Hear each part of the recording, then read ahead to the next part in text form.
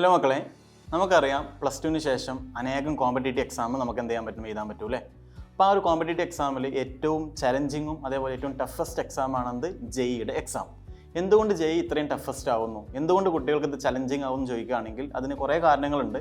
അതിൽ ഏറ്റവും main reason ആണ് ജെഇക്ക് ചോദിക്കുന്ന ക്വസ്റ്റ്യൻ. അതായത് ആ ഒരു ക്വസ്റ്റ്യൻ പൊതുവെ ന്യൂമറിക്കൽ ബേസ്ഡ് ആയിട്ടാണ് എന്ത് ചെയ്യുക, ചോദ്യങ്ങൾ വരിക. അപ്പോൾ ചില കുട്ടികൾക്ക് കൺസെപ്റ്റ് എല്ലാം അറിയലുണ്ടാവും, പക്ഷേ കാൽക്കുലേഷൻ സ്കില്ല് കുറവാണെങ്കിൽ ആ ക്വസ്റ്റ്യൻ എന്ത് ചെയ്യൂല, നമുക്ക് അറ്റംപ്റ്റ് ചെയ്യാൻ പറ്റില്ല.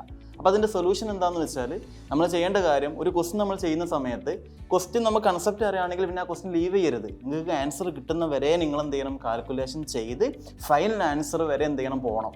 അപ്പോൾ ഫോർ എക്സാമ്പിൾ നമ്മൾ ക്ലാസ്സിലൊക്കെ ചെയ്യുന്ന സമയത്ത് നിങ്ങൾ ടീച്ചേഴ്സിന് എന്ത് ചെയ്യരുത്, ഈ ഒരു കാൽക്കുലേഷന് വേണ്ടിയിട്ട് ഡിപ്പെൻഡ് ചെയ്യരുത്. സ്വന്തമായിട്ട് എന്ത് ചെയ്യുക, ന്യൂമറിക്കൽ ബേസ്ഡ് ആയിട്ടുള്ള കാൽക്കുലേഷൻ സ്വന്തമായിട്ട് ചെയ്ത് നോക്കുക. ഫൈനൽ ആൻസർ കിട്ടുന്നവരെ ചെയ്യുക. കൺസെപ്റ്റ് ഓക്കെ ആയതുകൊണ്ട് ആ ക്വസ്റ്റ്യൻ കിട്ടണം നമുക്ക് നിർബന്ധമല്ല. മാത്തമാറ്റിക്സ് സ്കില്ല് കുറവാണെങ്കിൽ നമുക്ക് എന്ത് ചെയ്യാൻ പറ്റില്ല, ജെഇയുടെ ഒരു 80% ക്വസ്റ്റ്യൻസ് എന്ത് ചെയ്യാൻ പറ്റില്ല, അറ്റംപ്റ്റ് ചെയ്യാൻ പറ്റില്ല. അതിൻ്റെ സൊല്യൂഷൻ സിമ്പിളാണ്.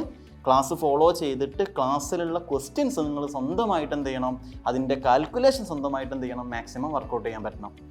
രണ്ടാമത്തെ റീസൺ എന്താണെന്ന് വെച്ചാൽ, പൊതുവേ നിങ്ങൾ എഴുതിയിട്ടുള്ള ഈ ബോർഡ് എക്സാമൊക്കെ കമ്പയർ ചെയ്യുമ്പോൾ ഒരു മെമ്മറി ബേസ്ഡ് ആയിട്ടുള്ള ചോദ്യങ്ങളാണ് ബോർഡ് എക്സാമിന് ചോദിക്കുക അല്ലേ? For example what is Henry's law, what is Raoult's law, what is Avogadro law, അങ്ങനെ കുറേ ചോദ്യങ്ങൾ ചോദിക്കുകയാണെങ്കിൽ അത് പ്യൂർലി ബൈ ഹാർട്ട് ചെയ്ത കുട്ടികൾക്ക് പോലും എന്ത് ചെയ്യാൻ പറ്റും, ഫുൾ മാർക്ക് സ്കോർ ചെയ്യാൻ പറ്റും.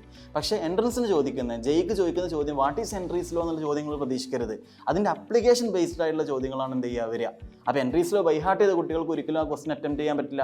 ഇക്വേഷൻ ബൈ ഹാർട്ട് ചെയ്താൽ മതിയോ, പോരാ. ആ ഇക്വേഷൻ എങ്ങനെ യൂസ് ചെയ്യണം, യൂണിറ്റ് മാറുമ്പം ആ ഇക്വേഷനിലുള്ള ഓരോ കോൺസ്റ്റൻറ്റിൻ്റെ വാല്യൂസ് എന്ത് ചെയ്യുന്നുണ്ട്, മാറുന്നുണ്ട്.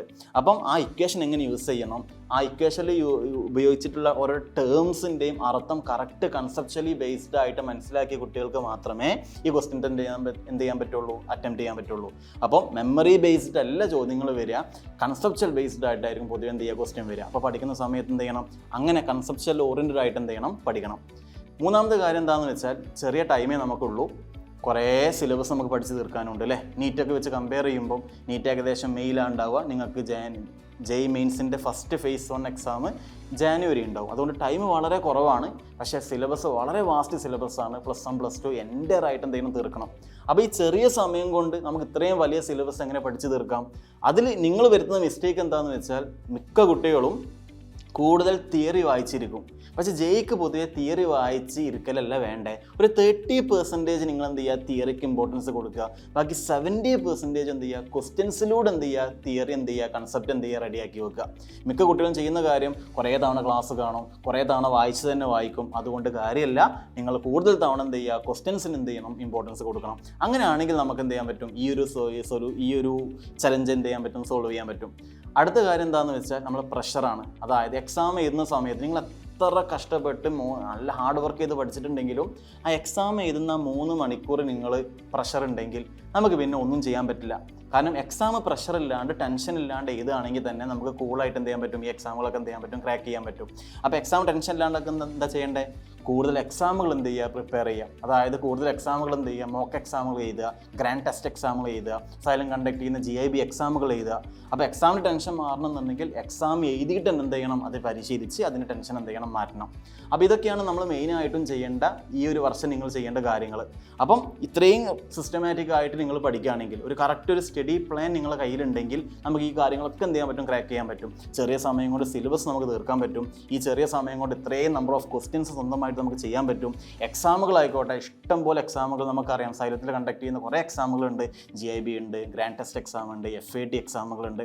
അങ്ങനെ ഞാൻ പറഞ്ഞ ഈ എക്സാമുകളൊക്കെ അറ്റംപ്റ്റ് ചെയ്യുകയാണെങ്കിൽ തന്നെ നമുക്ക് എക്സാമിൻ്റെ പ്രഷർ എന്ത് ചെയ്യാൻ പറ്റും, മാറ്റി വെക്കാൻ പറ്റും.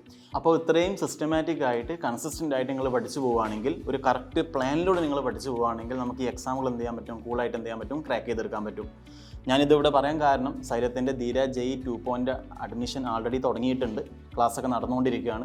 അപ്പോൾ ഇതുവരെ ജോയിൻ ചെയ്യാത്ത കുട്ടികൾക്ക് ഈ ഓണം പ്രമാണിച്ച് ഓണം 10 എന്നുള്ള ഓഫർ കോഡ് വെച്ചിട്ട് നിങ്ങൾക്ക് എന്ത് ചെയ്യാം, നിങ്ങളുടെ ഫീസിൽ നിന്നും 10% റിഡക്ഷൻ വെച്ചിട്ട് നിങ്ങൾക്ക് എന്ത് ചെയ്യാം, ഈ ഒരു ബാച്ചിൽ എന്ത് ചെയ്യാൻ പറ്റും, ജോയിൻ ചെയ്യാൻ പറ്റും. ഒട്ടും വൈകിക്കേണ്ട, നമുക്കിനി സമയം വളരെ കുറച്ചേ ഉള്ളൂ. എത്രത്തോളം ലാഗ് ആകുന്നുണ്ടോ അത്രത്തോളം കുറേ ചാപ്റ്റേഴ്സ് ബാക്ക്ലോഗ്സ് വരും. നല്ല സിസ്റ്റമാറ്റിക് ആയിട്ട് അടിപൊളിയായിട്ട് ക്വസ്റ്റ്യൻ ബേസ്ഡ് ആയിട്ട് നിങ്ങൾ പഠിച്ചു പോവുകയാണെങ്കിൽ നമുക്ക് എന്ത് ചെയ്യാം, ഈ ഒരു എക്സാം നിങ്ങൾക്ക് NIT-കളിലും അതേപോലെ IIT-കളിലൊക്കെ നമുക്ക് എന്ത് ചെയ്യാൻ പറ്റും, അഡ്മിഷൻ എടുക്കാൻ പറ്റും. അപ്പോൾ ഒട്ടും വൈകിക്കേണ്ട, ക്ലാസ്സിൽ വെച്ച് കാണാം. അതുവരെ